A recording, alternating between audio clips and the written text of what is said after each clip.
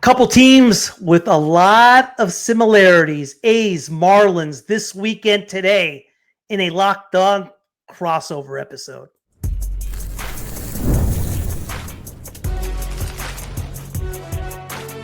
You are Locked On MLB Crossover, part of the Locked On Podcast Network. Your team every day. Welcome to Locked On Crossover. My name is Booney, host of Locked On A's, and this is Jeremiah Geiger, with Locked On Marlins. Thank you for making Locked On Crossover your first listen of the day. We both cover the Marlins and A's every single day, breaking down games, delivering the latest team news, and giving you deep, thoughtful analysis you will not find anywhere else. If it's happening in Sacramento, Vegas, or Miami, we got you covered. We are free and available wherever you get your podcasts, including YouTube. Please hit that subscribe button wherever you are following the show. Jeremiah, how are you, sir? Doing well, Booney. Excited to have this crossover episode, preview a little bit of interleague baseball, with the new baseball, format. yeah. I like seeing the teams every single year. It's a good implement to baseball, I think. Like it totally. National League seems to have the edge right now, and the Marlins were doing just fine. Just around 500 before this latest road trip where they went into the jungle with them in Seattle and in LA, going 1-5, I believe. Booney, I don't know what was more difficult, beating the Dodgers or staying up to watch those games for us on the East Coast. It was a little tough task for us, but you said it. It was a tough series for the Marlins going into Seattle. They dropped 2 out of 3, and then they just got outclassed by the Dodgers. I had low expectations, but when you get embarrassed like that, it really leaves a bad taste in the mouths of Marlins fans, and you want to get back to South Florida, and you have a good team in the Athletics. You don't want to overlook them, but you want to get back in the win column also. What was the outlook for the Marlins? Excuse me. What was the outlook for the Marlins coming into the season? I'll be honest, it was pretty low. I think the majority of fans had low expectations because we're in the middle of a rebuild here, and the Marlins just haven't spent money to supplement the young core. And you look at players like Kyle Stowers, Griffin Conine, who unfortunately is going to be out for the year. We didn't really know what they had, especially in the lineup. We felt like this lineup was going to be one of the weakest lineups in baseball, but so far through the first month of the season, it's been the complete opposite. It's actually been a strength of this team. It's the starting pitching and the bullpen that's really done the Marlins in, as they're now, 5-6 games under 500. But when you have low expectations and you're in a rebuild, you want to see players develop. Who's going to emerge to be a part of your core in the future? And I think the Marlins are identifying a couple of players who are doing that, and it's been a pleasant surprise. And they've been in some games, and they've won a little bit more than I expected, and winning's always fun. You guys just recently, it seems like it's been up and down for the Marlins. Been following the Marlins for a while, and just because they have the same type of demographics, I would say, as the A's, young, up and coming. Very similar. Yeah. And streaky too. I thought you guys were going to kind of turn it around. You had 4 of 5. You took the last game against Philly, took 3 of 4. I think it swept Cincinnati, was it? Or took 3 of 4 against Cincinnati? Took 2 out of 3. 2 out of 3. 2 out of 3. And I thought you guys really had it going. And then, boom, all of a sudden, it hit a little bit of a went the opposite way. Xavier Edwards, is he supposed to be the guy? Is this the guy the Marlins are counting on as far as the future? So defensively, he's not going to be a shortstop that the Marlins want to have their long term. Not defensively. Offensively, his game is pretty simple. It's get on base, slap some singles, have a high batting average, and steal bases. Yeah. That's pretty much it. He's not going to hit for a lot of power. He reminds me a lot of Luis Arias. Okay. A poor man's Luis Arias when it comes. I'm not going to compare him to a 3-time batting champion, but he did hit close to 330 last year through 70 games. So the ceiling is high when it comes to getting on base and getting a high batting average. He's struggled a little bit this season. I think he's in a little bit of a slump. I'd like to see him break out of it. I just don't know what the Marlins want to do with him defensively because he doesn't have the arm or the range for shortstop. Gotcha. And that's the most premium position on the field, you know? Yep. How about Matt Nervous? You guys got him from the Cubs, correct? Top prospect? Yeah. Was he a first rounder? I can't recall if he was a first rounder with the Cubs. I remember he was a top prospect, top 100 prospect. He just couldn't figure it out in Chicago. It's been a pleasant surprise. You know, he hit bombs, I think, no? Yeah, he has a ton of power. It's pretty much a 2 outcome guy. He's going to hit home runs or he's going to strike out. Low batting average profile. But that power is what the Marlins need. They're towards the bottom of Major League Baseball in homers. And so Mervis is going to get his at-bats. And when he gets hot, he can hit the ball out of the ballpark on any given night against any given pitcher. It's just if he gets hot or not. He can be very streaky. And other things it seems like the A's and Marlins have in common, and correct me if I'm wrong, probably the Marlins not as bad as the A's, but a lack of fan base, right? Yeah. What's the deal in Miami right now? I mean, the stadium looks beautiful as far as when you see it visually on TV and that sort of thing, but it doesn't seem like they draw anything. Obviously, they won a few years ago. They got to the postseason, I believe. And but it hasn't been consistent, right? I mean, it's been 1 year, and before that, I don't quite remember when it was. What is the fan base like in Miami? They want sustained success. I think those are the 2 words that kind of encapsulates everything that Marlins fans are feeling, because they don't trust the owners. The ownership in Miami has historically refused to spend money for long periods of time. We had Jeffrey Loria. Loria was just an awful owner. And Bruce Sherman, I have my gripes with him. He doesn't commit financially to the payroll. Their payroll is year in and year out, even in that 2023 season, one of the lowest in baseball. And it's frustrating. Fans want to see commitment to the team because Miami is a good baseball city. You see the World Baseball Classic there. Fans show up for that. They want to see entertaining and fun baseball. And I don't think that's going to happen until the Marlins can prove that they can win year in and year out. Not just 1 year, not just, a blip on the radar of success. They want this to be continuous. And so far, like you said, in Marlins history, that's never happened, ever. For A's fans that don't know, which there are many of, don't know the Marlins, what kind of baseball can we expect this weekend? What kind of ball is it? Is it going to be old school, get on base, steal bases, drive it in, small ball type of deal? Are they sluggers that were relying on the pitching staff, get to the pen? What kind of team is the Marlins, and how do they win games? What's their key? Yeah, that's a great question, because when I watch this team, sometimes it's hard to identify what their identity is offensively. Gotcha. Right now, they're 5th in batting average in Major League Baseball, which is surprising. It's good. They're hitting .255 as a team, but the power, they don't have a ton of home run hitters who are producing right now. So in order to score runs, you need to have those timely hits, especially with 2 outs, 1 out, avoid double plays, avoid the strikeouts. And when it comes to pitching, the middle game of the series on Saturday, you're going to have your best pitcher so far, Max Meyer. He's absolutely electric. He struck out 14 Cincinnati Reds last week. Yeah. He's really good, really, really good. The pitching can be inconsistent, though. I don't know who's going to start Friday. It's still to be determined. It's most likely Valente Bayozo. He's a soft tosser. Will go up and down between AAA and the majors. And then on Sunday, it's Edward Cabrera, ultra-talented pitcher, but hasn't put it together in 5 years and is still getting opportunities. So the X factor, I would say, for this series is, can the Marlins get 2-out hits? Can they hit with runners in scoring position? Maybe they can tap into some power, and you'll see a couple home runs. That would be nice. And also, what does the pitching look like? Can Max Meyer continue his impressive start to 2025? And can you get any sense of consistency from Edward Cabrera? Speaking of pitching, I want to talk about one pitcher that it seems like every single Major League Baseball team has their eye on up next.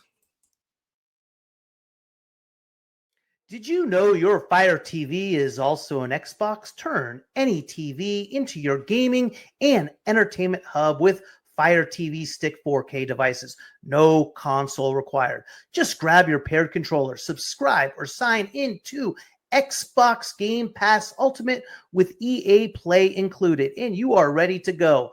Dive into hundreds of premium titles, including EA Sports College Football 2025 to Call of Duty, as easily as you stream your favorite shows. With Fire TV Stick 4K, everything's in one place, from Netflix to YouTube to the MLB app. Everything is in one place. I don't need to jump around looking for what I want to watch.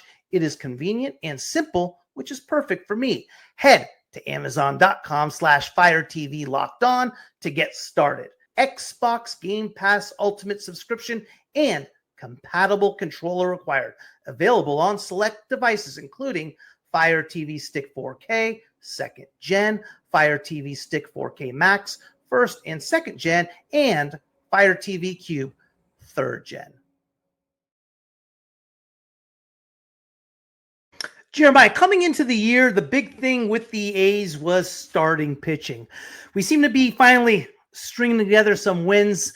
But again, starting pitching has been inconsistent. And all of a sudden, people are talking about Sandy Alcantara. And it seems like his name and any type of team that needs pitching, his name comes up as far as a possible trade.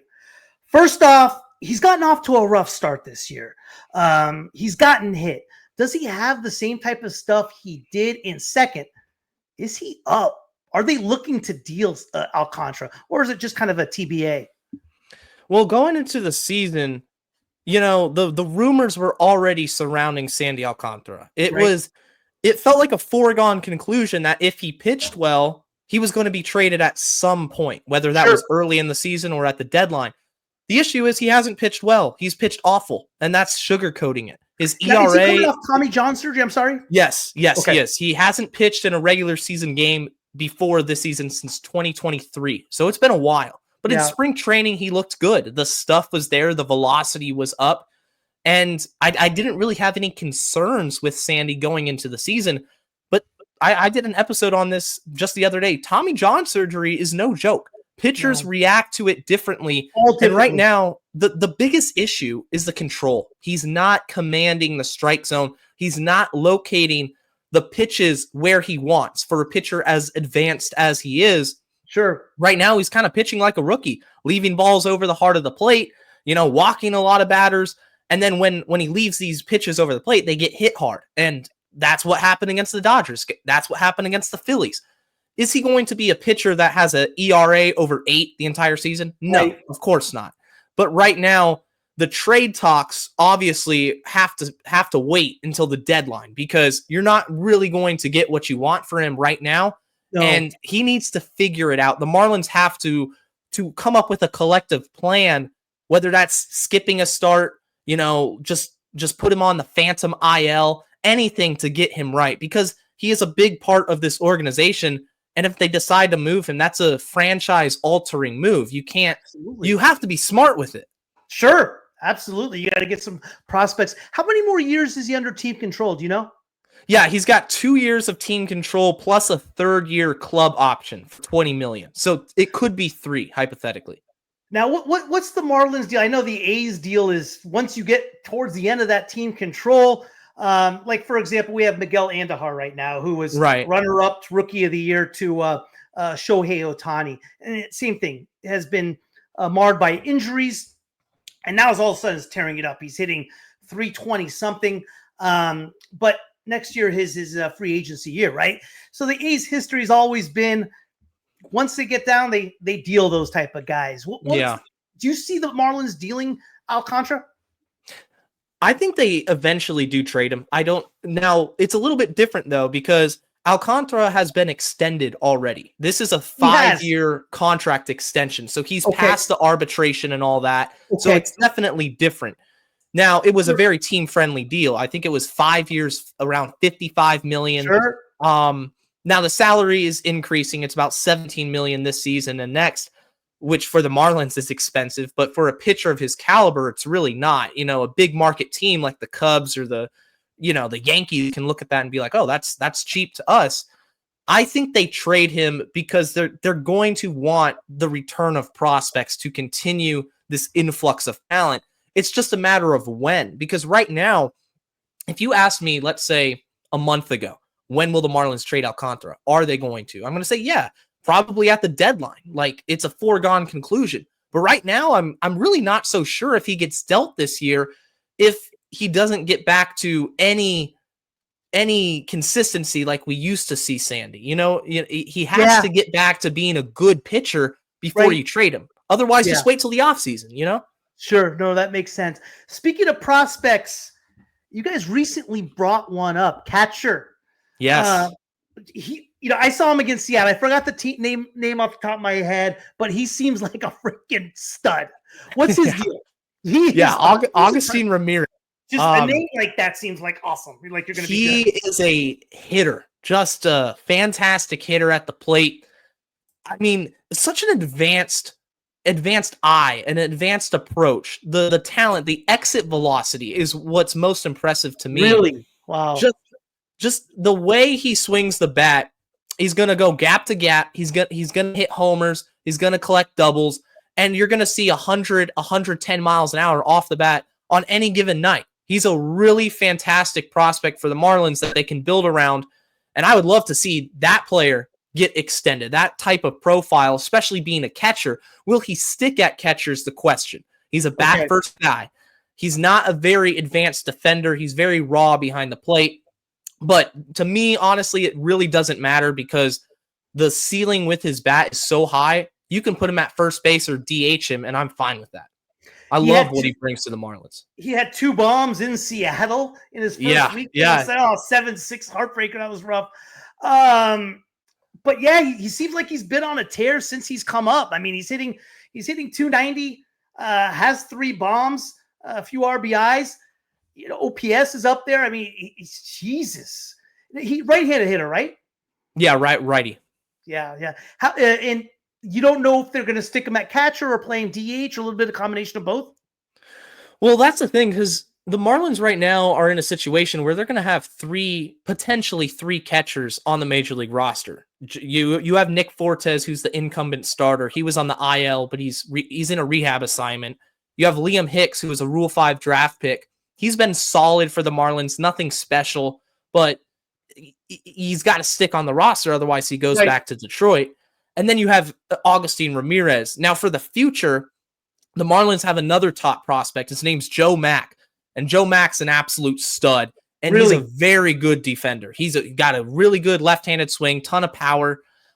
He's in AAA, so he's close to the majors as well. That's where I think the Marlins can make the decision as an organization. Hey, look, we're going to move Augustine Ramirez off the catcher position, let his bat do the talking, and then we'll have Joe Mack behind the plate long-term. That's what I would do. It's to be determined, of course, what the org will. Now, going into this series, it seems like the one guy that could really, really hurt the A's is Stowers. He's gotten off to a decent start right now. I mean, it seems like he's the guy. Batting cleanup. He's a middle of the order guy. Marlins best player? Right now, offensively, it's hard to argue that he's not. Him and Augustine Ramirez definitely are the most exciting offensive pieces the Marlins have. And you know what's funny is when he made the opening day roster, there were a lot of fans that were upset with it. He was awful last season.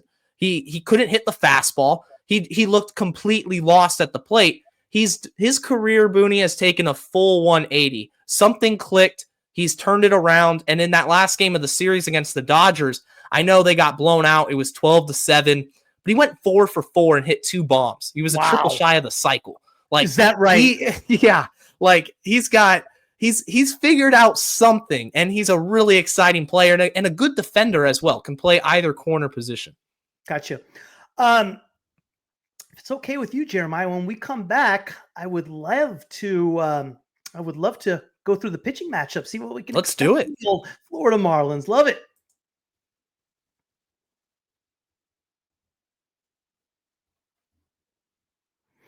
All right, A's are coming off taking 3 of 4 in Texas, which was huge. Now, the concern I have is that We took 3 or 4 from Rangers, from Texas, and we're going to walk into Florida like, we're going to sweep or take the series easily. And I'm like, hey, this Florida team is damn good.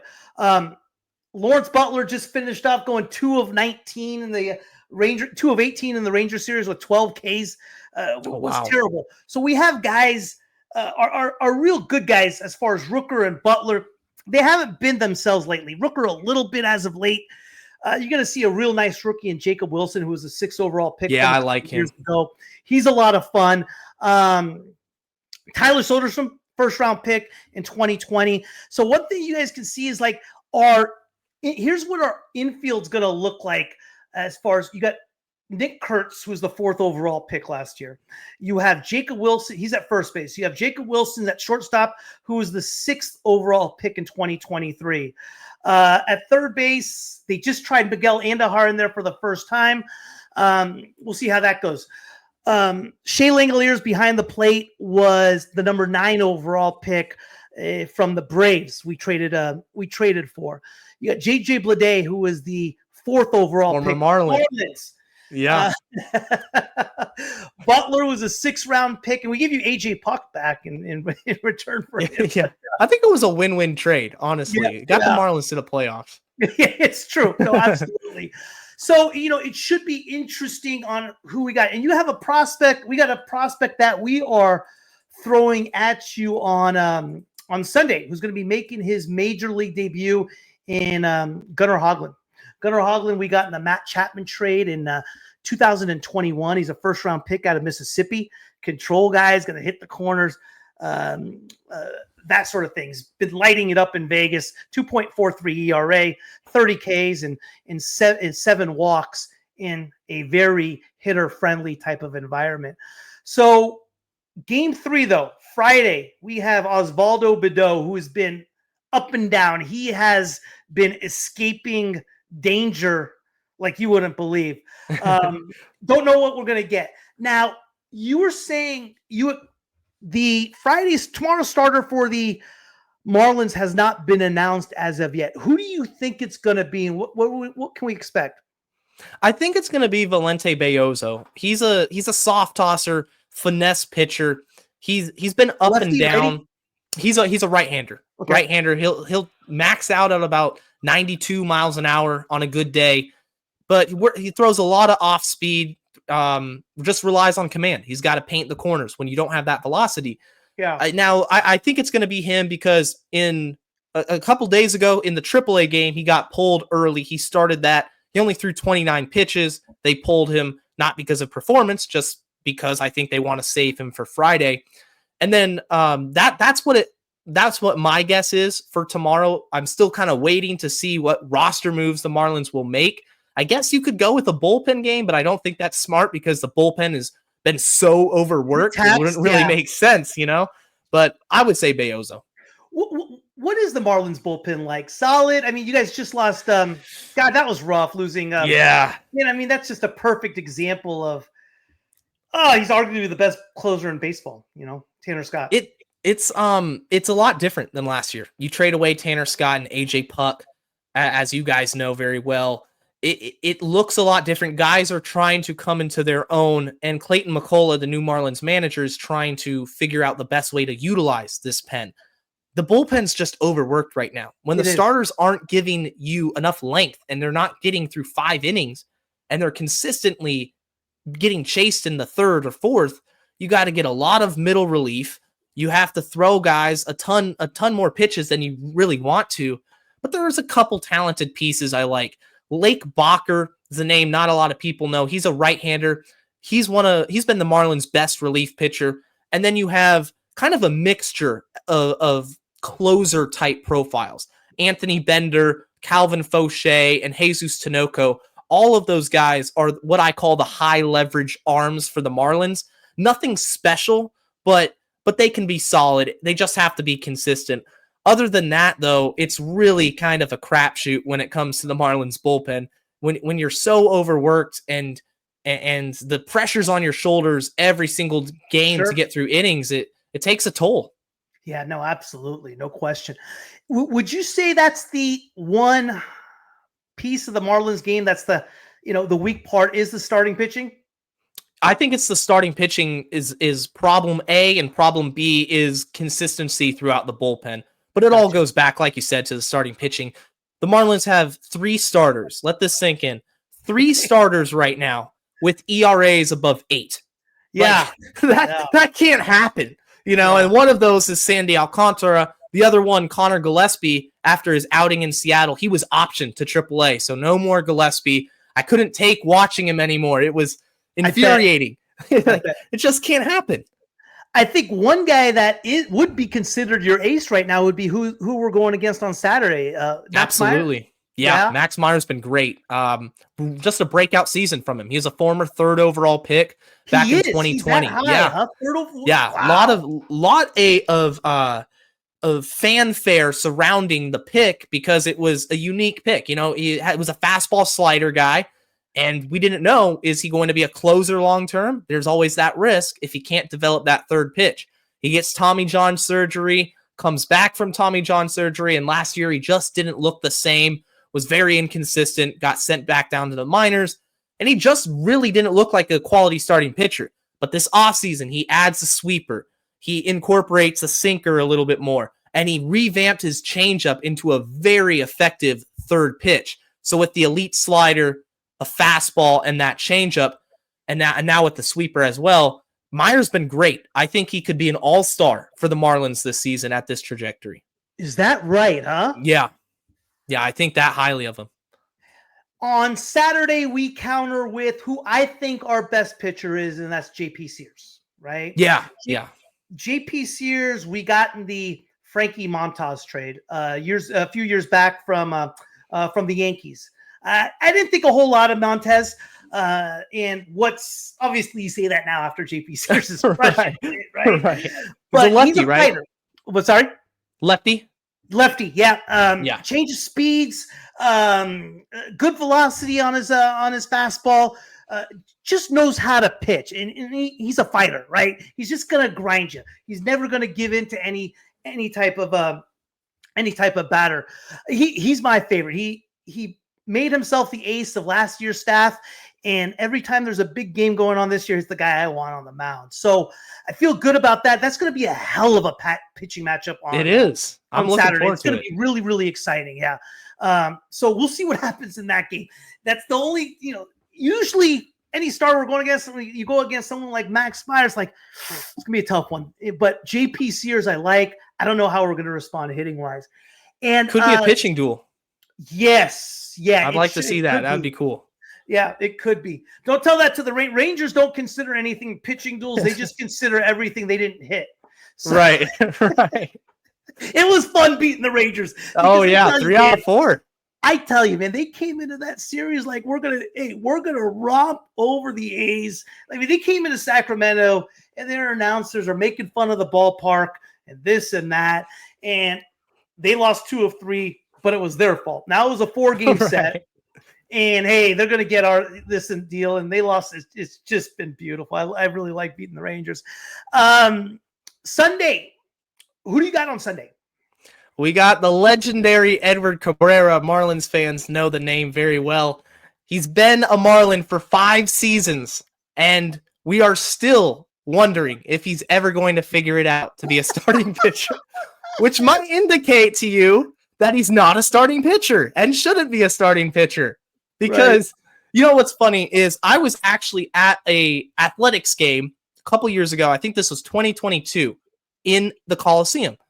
And Edward Cabrera was starting and went 8 shutout innings. And that right? Was the yes, yeah. We got to dig it out of the archives somewhere. But that was the potential. That was our 100 losses team. Was it? I think the Marlins had like 90 something. Yeah, you didn't get the 112 loss team. That was in 2023. Yeah. We had a good team back in 2022. But Cabrera, it's just he's got really good stuff, but he can't control it. And it doesn't matter in the major leagues. If you have the best stuff in the world, you can't throw strikes, you're going to run into trouble. And that's what happens way too often. Because his pitch count, it seems, will be 85 to 90, and you're in the 4th inning, and you're like, okay, here we go. We got to take him out. but on any given night, that stuff can play, and he can rack up some strikeouts. So it's like when you're at the casino and you want to place a bet, it's got some pretty good odds. You probably know it's not going to hit, but that's how I feel with Cabrera. You never know. I got you. Give me some predictions. Yeah, I think the A's are a good team. Let me preface this with that. I think the A's are a very good team who can make a run in the AL West. They're sitting there 2 games behind the Mariners for first place. Wow. And Osvaldo Bido, as you mentioned, he's a solid pitcher. I think JP Sears is as well. We got and then Gunnar the prospect, Gunnar Hoglund on Sunday. Yeah, on Sunday, 14th prospect in the A's system. As I said earlier, I think 2019 first round pick out of Ole Miss. Had Tommy John surgery, put him on the shelf for a while. Now he's healthy. Seems like he has his stuff. He's a fast worker, super quick. He's going to go. Throws a lot of strikes, going to pound the zone. So he's going to make it, the Marlins going to have to hit him. They're going to have to hit good pitches. I like Hoglund a lot. We'll see what happens. Yeah, no, I'm excited to see that matchup. I got to go with the A's right now. They're rolling. All right. You know, you said it. 3 out of 4 from Texas. Texas is a talented team. Marlins in a little bit of a rut. I do think the Marlins take 1. If they could get 2, you never know. But, I'm not going to be completely biased on this. A's take 2 out of 3. I think the pitching matchup in the middle of the series, the JP Sears, Max Meyer, that's going to be the best game. Give me the Marlins in that one. Give me the A's in the other 2.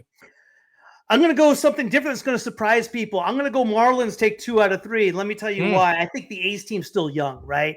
I think they're real young. We got Seattle coming to town Monday, Tuesday, Wednesday. We just beat Texas 3 out of 4. It looks like the Marlins just lost 5 they've lost, I believe, 5 in a row. They looks like they're struggling. I think they're going to overlook the Marlins and forget who the Marlins played in those 5 games. And I think the Marlins have a really, really good team. I think they're going to be tough at home, and I think we're going to overlook them. I think Monday, Friday, and Saturday is going to be splits. I don't know which way it is, and the A's haven't won a game on Sunday all year, so I don't see that changing. Yeah, and like I said, I see us overlooking Miami just because of what we did in Texas. And then you have Seattle next. We have Seattle on Monday, Tuesday, Wednesday, and we're still a young team. We're not there yet, right? And also, it's hard to travel to the opposite coast and win. It's the time difference. It's a huge factor. I think it's really underrated when it comes to baseball. Guys still got to get up and play. 100%. But we have some fun pitching matchups. I can't wait to watch the Marlins play. They're an exciting young team, and hey, I'm sure I'll be bugging you over X, talking about the game. Absolutely. Thanks, Jeremiah. Appreciate it, bud. Thank you. It's a good show. Thank you for making Locked On Crossover with Locked On Marlins and Locked On A's your first listen today. For your second listen, check out the all-new Locked On MLB Game Night. Every game, every night, all season long. Get local analysis on a national scale.